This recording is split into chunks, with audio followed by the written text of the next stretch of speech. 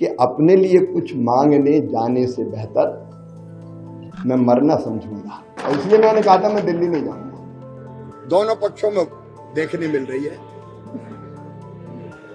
और इसको हमको, मुझे आत्मसंतोष भी और गर्व भी है कि अपनी जनता के लिए, लेकिन राष्ट्रीय अध्यक्ष जी ने कहा है मैं उनसे मिलने जा रहा हूं। महज 7 दिन पहले शिवराज सिंह चौहान ने कहा था कि मैं दिल्ली नहीं जाऊंगा, लेकिन अब 7 दिन बाद वही शिवराज सिंह चौहान दिल्ली में है। शिवराज आज पार्टी अध्यक्ष जेपी नड्डा से मुलाकात करेंगे। यह मुलाकात जेपी नड्डा के आवास पर होने वाली है। चुनाव रिजल्ट के बाद शिवराज सिंह चौहान का ये पहला दिल्ली दौरा है, और ये दौरा कई लिहाज में सियासी तौर पर काफी अहम है। शिवराज और नड्डा के बीच मुलाकात में क्या बात हो सकती है?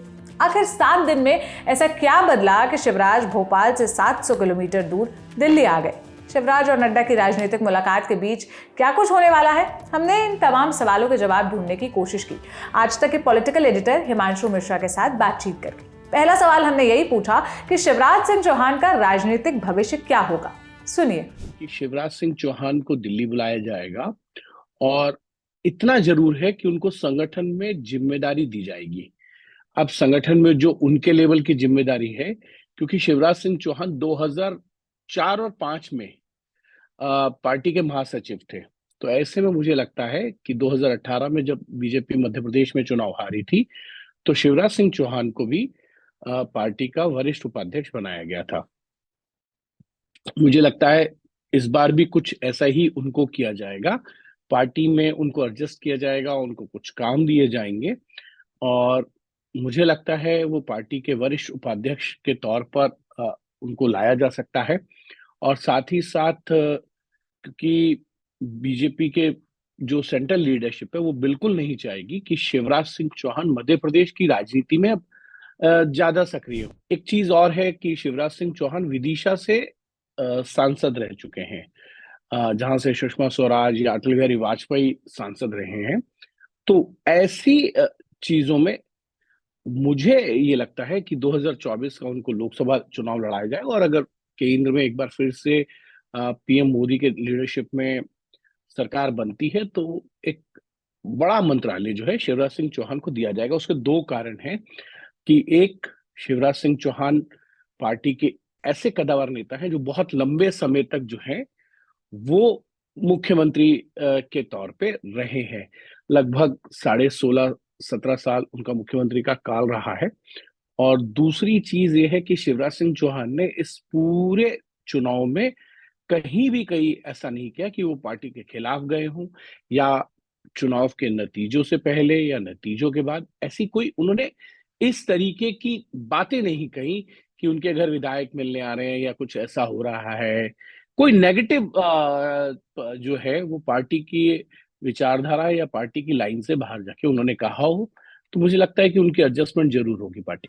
7 दिन में आखिर ऐसा क्या हो गया कि शिवराज दिल्ली आ गए? पिछली बार भारतीय जनता पार्टी ने 2019 में 29 में से 28 सीटें जीती थी, तो वो चाहते थे कि इस बार जो छिंदवाड़ा सीट है, जो 2019 में भारतीय जनता पार्टी हार गई थी, नकुल नाथ जो वहां से हैं उनसे हारे थे, तो उनका ये कहना था कि जिन जिन सीटों पे बीजेपी कमजोर रही है विधानसभा में, वो वहां जाएंगे और उसमें मेहनत करेंगे।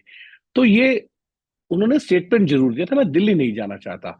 लेकिन अब मुझे लगता है क्योंकि सेंट्रल लीडरशिप की तरफ से उनको अगर ऑफर आया है, बुलाया गया है, और उनसे पूछा जाएगा कि देखिए आप क्या करना चाहते हैं, तो सहमति के तौर पे, और मुझे लगता है शिवराज सिंह चौहान एक पार्टी के अंदर अगर देखा जाए तो वो उस तरीके के नेता नहीं है कि कोई विद्रोह का बिगुल बजा दे, जैसे वसुंधरा राजे सिंधिया की तरह आया कि उनसे 44 विधायक मिलने पहुंच गए, फिर बाद में विधायक पहुंचने लगे।